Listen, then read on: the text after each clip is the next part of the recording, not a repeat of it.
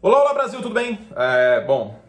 Em algum momento eu tinha que falar sobre esse assunto, eu estava esperando mais informações, mais depoimentos sobre esse assunto aparecerem para que eu pudesse falar com um pouco mais de objetividade. A gente está desenvolvendo uma história, está vendo uma história ser desenvolvida que é muito grave e não é a primeira vez que a gente vê uma questão dessa fora de campo, provavelmente, infelizmente, não será a última, que é essa situação toda do Deshaun Watson. Para quem não está acompanhando o noticiário do assunto, né, a parte da questão Deshaun Watson pediu para ser trocado, o Watson está sendo acusado formalmente, processo por 19 mulheres e na data deste vídeo que eu estou gravando, segunda à tarde, 24 mulheres ao todo, 19 delas formalmente em processo. E a acusação é de crime sexual, é de abuso, é de atos que não houve consentimento, atos de caráter sexual dos quais não houve consentimento por parte dessas mulheres. Quando essas acusações começaram a pipocar, eu vi argumentos de algumas pessoas dizendo que poderia ser um complô, que era muito esquisito, porque o Watson pediu para ser trocado e apareceram essas acusações. E aí a coisa foi se desenvolvendo e são 24 mulheres, né? É uma coisa muito delicada.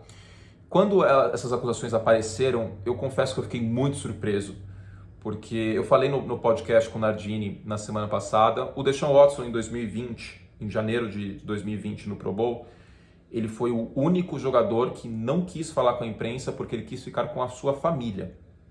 Não havia indícios de que ele pudesse ter essa conduta, supostamente ter essa conduta. E eu uso a palavra supostamente porque é um assunto muito delicado, não cabe à internet, nem a mim, nem a vocês, considerar uma pessoa culpada ou não. Isso cabe a um processo, tá?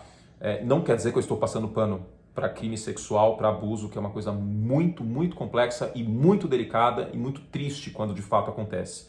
Mas a gente tem que ter essa responsabilidade. Vale lembrar o caso do Neymar com a Nájila e vale lembrar também um caso que todo mundo estuda na faculdade de jornalismo e, no meu caso, na faculdade de direito também, que é o caso da escola base. Nos anos 90, uma escola em São Paulo, houve acusações que os donos dessa escola conduziam sistematicamente abusos sexuais em crianças. Isso estourou na imprensa, programas policiais, Aqui Agora, jornais, etc. E no final das contas foi provado que aquilo nunca aconteceu, só que a reputação daquelas pessoas acabou.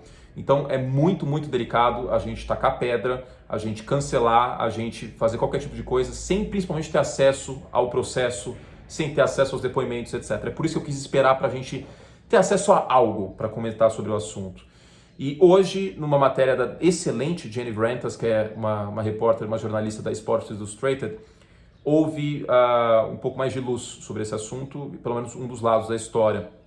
A Jenny Vrentas conversou com uma dona de clínica que teve uma massagem com o Deshaun Watson, no qual, segundo ela, o Deshaun Watson teve uma conduta bem inapropriada. Essas declarações foram dadas em anonimato, o nome utilizado foi Mary, para proteger a privacidade dessa pessoa. E, bom, são declarações fortes, não é todo mundo que tem estômago para isso. Eu vou ler aqui para vocês. E na descrição do vídeo vai estar a matéria na íntegra, tá? Com todos os relatos. E a Mary não é uma dessas 24 mulheres que está acusando o Deshaun Watson e nem uma das 19 que está formalmente acusando ele. Então vamos lá.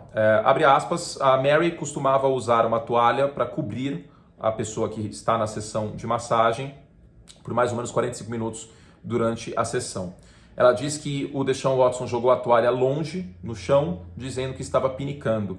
O Watson então ficou de barriga para cima, nu e totalmente descoberto, algo que Mary disse que nunca aconteceu em nenhuma das outras massagens que fez.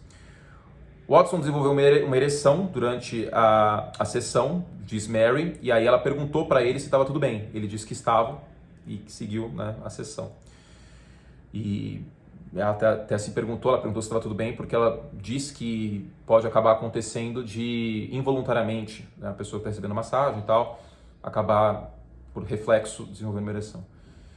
E, enfim, dos 5 a 10 minutos finais da sessão, a Mary diz que o Watson voltou a fazer movimentações inadequadas e nesse ponto ela percebeu o que estava acontecendo, né?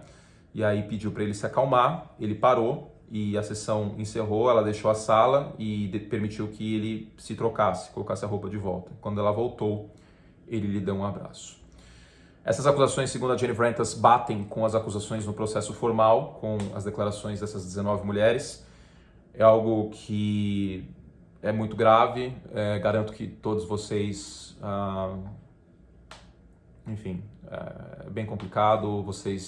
Eu sei que 90%, de acordo com os dados analíticos do YouTube deste canal, são homens, e a grande verdade é que a gente nunca vai ter ideia do que é isso, porque proporcionalmente mulheres passam muito mais por situações como essa do que nós, homens.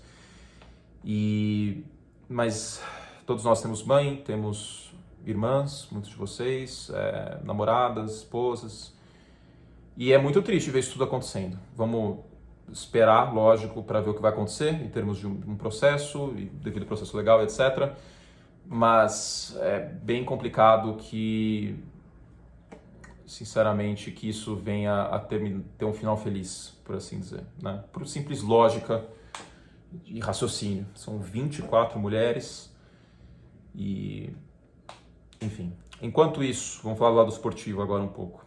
Enquanto isso, a tendência, pelo histórico da NFL, é que o comissário Roger Goodell coloque o Deshaun Watson na chamada exempt list, que é uma lista de jogadores suspensos de maneira indefinida enquanto há uma investigação correndo na justiça. O Deshaun Watson não perde o salário dele enquanto estiver no exempt list, e o time não recupera espaço no teto salarial. E o efeito final, vide o São Francisco subindo no draft, São Francisco era um time que era cogitado que o Deshaun Watson iria. O efeito final é que, enquanto essas acusações não forem esclarecidas, enquanto esse processo não correr, o Deshaun Watson não vai ser trocado, tá?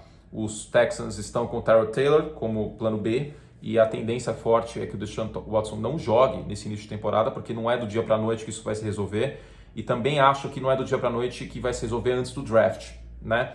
E aí os times que poderiam trocar pelo Deshaun Watson vão acabar matando sua fome de quarterbacks. Eventualmente no draft isso vai acontecer. Então, em termos de troca, acho bem difícil que a gente tenha algum desenvolvimento nas próximas semanas e meses, e queira ou não, o lado esportivo é o de menos aqui, né? A gente tem que ver o que vai acontecer no lado processual, né?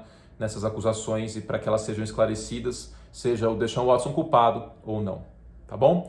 É isso, eu tentei tocar no assunto da maneira mais delicada o possível, e eu sei que vocês devem ter opiniões sobre, é um assunto cujo debate está bastante em voga na sociedade. E, bom, é isso, tá bom? Espero ter informado vocês da melhor forma possível, e a gente segue o conteúdo aqui nessa semana. Beijo carinhoso e até a próxima.